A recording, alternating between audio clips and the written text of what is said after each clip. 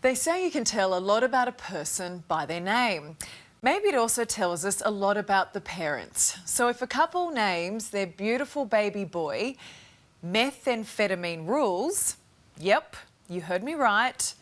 What does that say about mum and dad? Well, let's ask mum, Kirsten.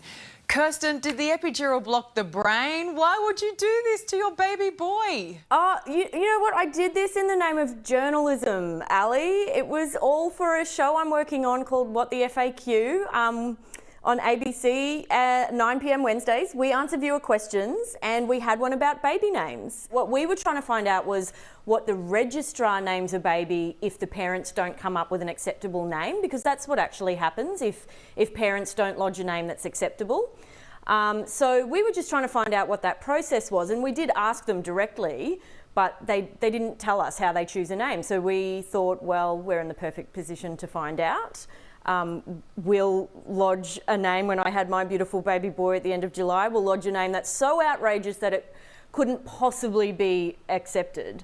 But unfortunately, it did somehow slip through. So you never expected the name to be approved. So, I mean, it was a bit of a risky move. What was your reaction when it was? And dare I ask your husband's? Look, I was in complete shock. I knew there was, in theory, a very, very, very small risk that there could be some kind of human error or a system failure, but I really didn't think this would happen. So, look, I was in shock at first, and then I just had to laugh. My husband, he said I was a fool, or he used a harder word than that, but he was fine about it, really, because we're in the process now of getting it all sorted out. I'm just trying to imagine that phone call to the grandparents and say, your grandson, he's arrived. Please meet baby methamphetamine rules. Yep, that was a tough one. I had to frame it to the grandparents as a journalistic whoopsie, and reassure them that beautiful little baby Meth would actually have a real name. That is, I promise you, it's a normal, beautiful name that they will all love, and he won't be baby Meth forever. I'm not sure I've ever taken my job so seriously that I've risked my baby ending up with a name like that.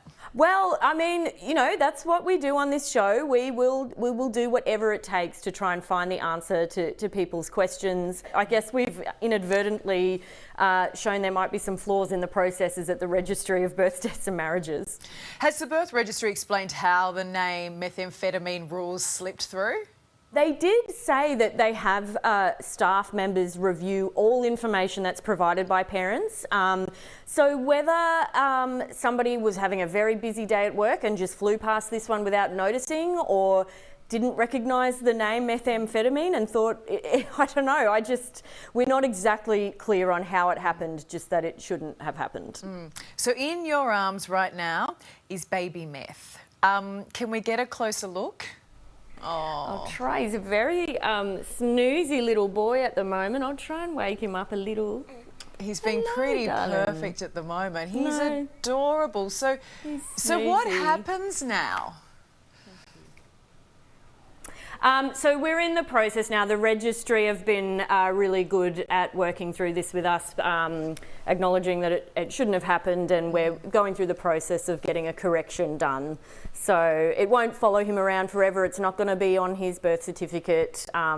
He won't have to declare it as his name. Okay, because are you sure about that? Because I know that when you fill in a passport forms, it asks have you ever gone by another name. So baby Meth won't have to tick yes to that?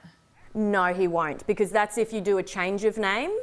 So this is a different thing. This is a correction. So there's no endorsements on the bottom of the birth certificate that way.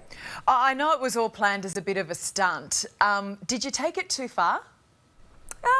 No, I don't think so, because I would hope that there are no parents out there who, you know, would seriously call their child a name like that. But if they are calling their child a questionable name, I think we've shown that needs to be some better checks on it. Because, I mean, I know that some people will no doubt find it hilarious that you've done this and the reasons why, but others, I imagine, are appalled. Yeah, well, that's okay. There's no lasting harm done. We checked what the risks were before we did it, and we've shown that there probably needs to be some tightening up on the processes to make sure that when people fill out these forms that they are actually checked properly. Do you worry the nickname meth might stick though? No, we're not too worried about that. I don't think people will care too much about this story by the time he's grown up enough to acquire a nickname. So can I ask you this, would you do it again? Well, probably not knowing that the outcome of this. But, you know, we've, I think, done a journalistic service. So will you tell him one day? I mean, it's a pretty good story, I guess, to share at his 21st, isn't it? Yeah, of course we'll tell him. Of course we will. All right, well, I tell you what, Kirsten, you got a story to tell, don't you? Yeah, I guess we do. Well, a baby boy named Beth, I reckon that we've heard it all now. Thank you, Kirsten, and good luck with him. Thank you.